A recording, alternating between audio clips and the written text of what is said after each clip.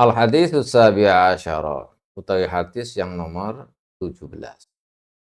Hadis yang ke-17 itu an Abi Umamata Al-Bahili. Kacerita saking Abi Umamah Al-Bahili radhiyallahu taala anhu anna Rasulullah sallallahu alaihi wasallam qala. Teman sedune Kanjeng Rasul sallallahu alaihi wasallam qala iku dawuh sinten Kanjeng Rasul. Jadi hadis yang ke-17 itu adalah hadis yang diriwayat dari Abi Umamah Al-Bahili radhiyallahu taala anhu bahwa Rasulullah Shallallahu alaihi wasallam bersabda idza maridul abdul mu'min. Ini kita harus mengetahui bagaimana kita di dunia ini ketika mengalami sakit. Rasulullah bersabda idza maridul abdu ing dalam hari kalane sakit sapa al abdu kawula al mukminu kang mukmin. Ketika ada seorang mukmin yang sakit, kata Rasulullah. Amara mongko perintah sinten Allah taala al malaikata yang pira-pira malaikat. Maka Allah akan memerintahkan kepada para malaikat perintahnya an uktubu, an tegese. Uktubu nuliso sliramu kabeh wahai malaikat li abdi krono hambaku. Ahsana maka nulis ing bagus-bagus sing perkara kana kang ana apa mak ya amalu ana iku ngamal sapa abdi sehati ing dalam waktu sehat warahai lan waktu kajebaran. Ini kata dalam hadis ini. Ketika seorang hamba muslim itu sakit, hamba mukmin itu sakit, maka Allah akan memerintahkan malaikat agar menulis, mencatat bagi hamba-hambanya. Perintahnya Allah kepada malaikat, wahai malaikat, catatlah untuk hambaku ini yang sedang sakit, amal yang paling baik yang dilakukan oleh hambaku ini ketika dalam keadaan sehat, dalam keadaan jembar, dalam keadaan riang gembira, bukan kesusahan. Ketika dia sempat, ketika dia bisa melakukan amal yang paling baik dalam keadaan sehat, maka catatlah. Ini perintah Allah kepada malaikat ketika seorang mukmin itu mendapat penyakit, sakit dalam keadaan sakit. Maka Allah memerintahkan para malaikat itu untuk mencatat amal yang paling baik untuk orang yang sakit itu, yang paling baik, yang paling baik ya bagi dia ketika dia dalam keadaan sehat. Ini riwayat dari Abi Umamah Al-Bahili. Lalu ada riwayat lagi bahwa ketika seorang hamba yang mukmin itu sakit, laki-laki misalkan atau perempuan lah, maka Allah Subhanahu wa taala akan mengutus 4 malaikat. 4 malaikat sebelum sakit. Jadi kita ini laki-laki atau orang mukmin, laki-laki maupun perempuan, kalau mau sakit, itu Allah mengirimkan 4 malaikat sebelum sakit. Lalu Allah Subhanahu wa taala memerintahkan kepada salah satu dari 4 tadi, yang pertama untuk mengambil kekuatannya. Ini perintah Allah sebelum orang mukmin itu sakit, laki-laki atau perempuan. Maka diambillah kekuatannya. Jadinya tidak kuat karena sakit. Jadi lemah. Lalu Allah memerintahkan kepada malaikat yang nomor 2 an ya'khudha ladzat ta'am min famihi. Memerintahkan malaikat untuk mengambil kenikmatan makanan dari mulutnya. Makanya kalau orang sakit itu ya makan yang enggak enak. Ini diutus oleh Allah malaikat yang kedua untuk mengambil kenikmatan atau kelezatan makanan dari mulutnya. Kemudian memerintahkan malaikat yang ketiga supaya mengambil cahaya mukanya, wajahnya yang berseri-seri itu diambil. Supaya nantinya kalau sakit kan nggak ada cahaya yang berseri-seri gitu. Maka orang yang sakit itu akan menjadi mukanya pucat pasi. Yang ketiga. Kemudian yang keempat, Allah memerintahkan malaikat, malaikat yang keempat untuk mengambil semua dosa-dosanya. Mengambil dosa-dosanya. Kalau sudah diambil dosanya, maka orang yang sakit itu thahirun anidzunub. Jadi bersih, suci dari dosa-dosa itu. Ini penting harus kita ketahui. Harus kita ketahui supaya kita ketika sakit itu harus bagaimana. Lalu faidza aradallahu an yashfiyahu ya'murullahu ta'ala al-malak. Kemudian itu kalau sudah sampai sakit, 4 malaikat tadi. Lalu ketika Allah akan memberi kesembuhan kepada orang yang sakit tadi, maka Allah juga memerintahkan kepada malaikat, kepada malaikat yang telah mengambil kekuatan orang yang sakit tadi, supaya dikembalikan kekuatannya. Dan memerintahkan kepada malaikat yang mencabut kelezatan makanannya dari mulutnya itu juga dikembalikan. Dikembalikan semua. Dan yang tadi mengambil nuro wajihi juga diperintahkan untuk mengembalikannya. Sehingga mukanya kembali berseri-seri. Sehatlah. Kembalilah. Tapi tidak, Allah Subhanahu wa taala tidak memerintahkan kepada malaikat yang nomor 4, yaitu yang diperintahkan untuk mensucikan semua dosa-dosanya itu, yang mengambil dosa-dosanya, tidak diperintahkan Allah untuk mengambil mengembalikan dosa-dosanya lagi. Tidak.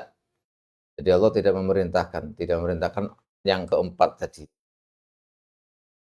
Nah, setelah itu kemudian malaikat ini fayakhirul malakalladzi ta'ala sajidan. Lalu malaikat yang keempat ini cepo. Sujud kepada Allah Subhanahu wa taala. Fayaqulu ya Rabb kunna arba'ata amlak. Kemudian semuanya itu sujud kepada Allah dan menyampaikan kepada Allah Subhanahu wa taala, ya Rabbi kunna arba'atu amlak. Kami ini ada 4 yang diutus untuk mengurusi orang yang sakit. Orang yang sakit. Kemudian engkau perintahkan fa'amartakum bi an yusallimu ma akhadhu. Diperintahkan untuk menyerahkan apa yang telah kami ambil dari tadi itu. 4-empatnya. Mengambil yang pertama itu mengambil kekuatannya, kemudian mengambil kelezatan makanan, kemudian mengambil sinar wajahnya, terus mengambil semua. Tapi kenapa kau tidak memerintahkan yang keempat ini untuk mengembalikan dosa-dosanya? Bahkan diperintahkan untuk mengambil dosa-dosanya. Faqulu jalla jalaluhu la yahsunu min karomi an amuruka antarudda dunubahu ba'dama at'abat nafsuhu fil marad. Jawab Allah, ya, saya tidak memerintahkan malaikat yang keempat untuk mengembalikan dosanya. Nah, la yahsunu min karomi. Salah satu dari kemuliaanku itu tidak baik untuk memerintahkannya agar mengembalikan dosa-dosanya setelah dirinya orang yang sakit itu menanggung kesusahan yang diderita dalam keadaan sakit. Itulah kemudian karomillah wa rahmatihi subhanahu wa ta'ala. Jadi kalau kita ini sakit atau siapa itu memang diambil. Allah mengutus malaikat 4 tadi. Dosa-dosa juga diambil. Tapi ya itu harus sabar. Namanya orang hidup ya pasti ada sakit, ada sehat, ada ini.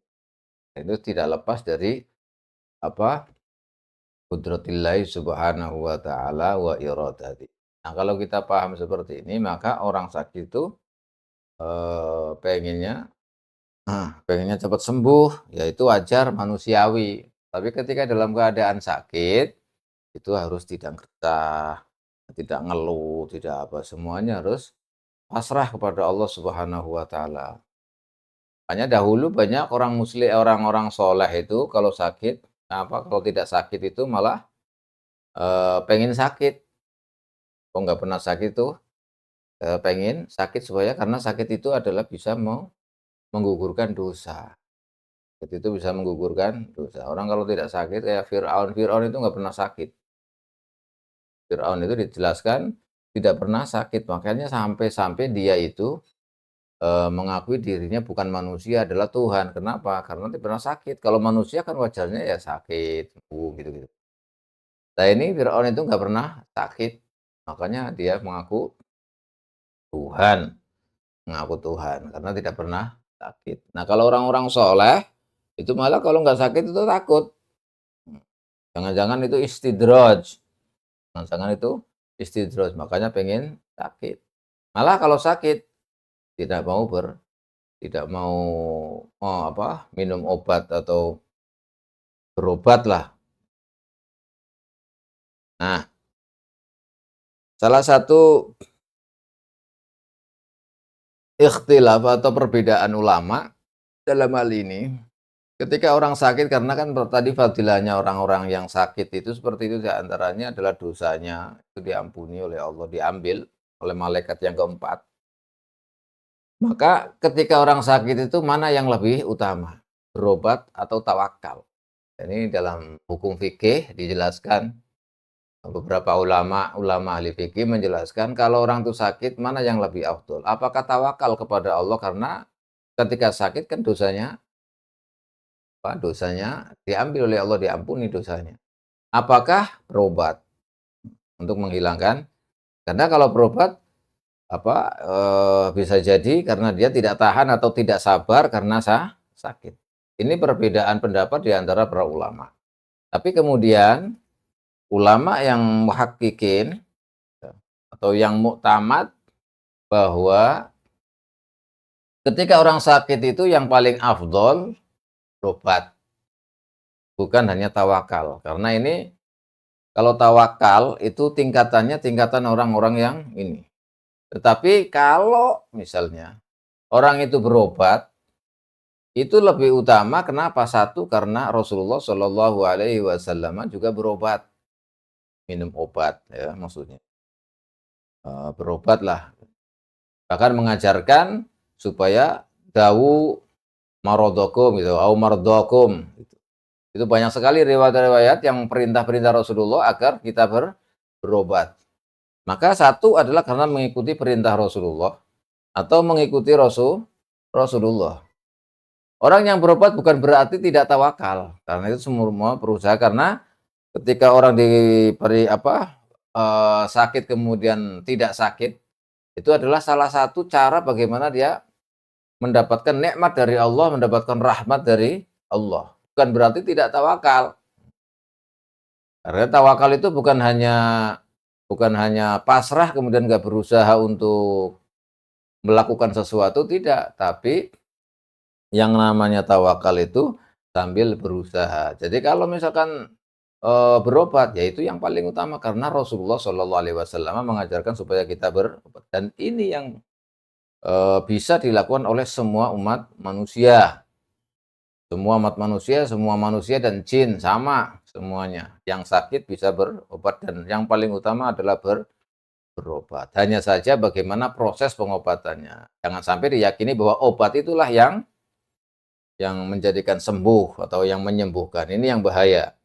Tapi berobat itu adalah merupakan upaya ikhtiar sebagai manusia. Jadi mengakui kemanusiaannya. Mengakui kemanusiaannya kalau sakit ya berobat gitu. Satu karena ajaran Rasulullah, mengikuti Rasulullah Shallallahu alaihi wasallam. Yang kedua adalah menggapai nikmat dari Allah yaitu nikmat sehat. Kalau nikmat sehat itu kan bisa beribadah yang lain-lain istilahnya. Walaupun tadi dijelaskan bahwa ketika orang sakit itu akan diberi amal sebagaimana amal yang ketika dia sedang keadaan sehat. Tetapi tetap saja beda dengan orang yang memang benar-benar sehat. Karena kalau orang benar-benar sehat itu nikmat Allah, karena sehat itu merupakan nikmat, merupakan rahmat Allah Subhanahu wa taala. Ini karena Allah tidak memerintahkan malaikat yang nomor 4 untuk mencabut atau mengembalikan daripada dosa yang telah diambil. Lalu para malaikat itu yang keempat itu menjawab, "Ya Rabb, ayyu syai'in asna'u biha?" Bagaimana kami bisa berbuat ini untuk orang yang apa, orang dosa yang saya ambil ini? Fa yaqulu Rabb azza wa jalla, "Idhhab watrahha fil bahri." Di dosa yang diambil tadi kemudian disampaikan kepada Allah, "Terus dosa yang saya ambil ini gimana ya Rabb? Dikemanakan ini?" Kata Allah, "Idhhab watrahha fil bahri." Pergi ke sana, buanglah di lautan. Lalu malaikat yang keempat itu pergilah ke laut dan membuangnya dosa-dosa itu ke mana, ke laut itu. Wa yakhluqullahu ta'ala min tilka dzunub timsahan fil bahri, dalam riwayat. Dari dari dosa-dosa itu kemudian Allah ciptakan buaya-buaya itu menjadi buaya fil bahri. Walawir tahala ilal akhirati yakhruju minad dunya tahiran. Kalau seandainya waktu itu waktu sakit orang itu meninggalkan dunia, maka orang itu dalam keadaan tahiran minadz dzunubi. Sebagaimana yang dijelaskan oleh Rasulullah Shallallahu alaihi wasallam dalam sebuah hadis, "Huma yaumin wa lailatin kaffaratus sanah." Bagaimana Rasulullah SAW menjelaskan bahwa sakit panas satu hari satu malam itu bisa melebur dosa setahun satu tahun. Jadi ini keutamaan sakit. Jadi sakit itu bukan hanya ini, orang kalau misalnya sakit tadi, sudah dijelaskan, yang terakhir malaikat yang keempat itu diperintahkan untuk mengambil dosanya. Maka seandainya mati dalam keadaan sakit-sakit itu, maka dia akan masuk surga, karena dosanya sudah diambil. Tapi ingat, jangan sampai melakukan sesuatu yang menjadikan dia malah terbunuh atau mati karena tidak tahan menahan penyakit. Itu tidak seperti itu. Artinya kalau orang itu sakit, bersabar dengan sakit dan menerima takdir Allah bahwa dia itu sakit, ridho, rela dengan qudratullah, dengan qada qadarnya Allah, dengan sakitnya itu, maka orang itu akan diampuni oleh Allah dosanya dan kalau misalkan mati itu akan masuk surga. Makanya ini salah satu orang yang beruntung, itu apa namanya, diajarkan oleh Allah, kita berlindung dari kematian mendadak. Karena kalau kematian mendadak itu kemungkinan yang seperti ini tidak ada. Tapi kalau kematian yang diawali dengan sakit dulu kemudian meninggal dunia, ada kemungkinan bahwa dia salah satu tanda atau alamat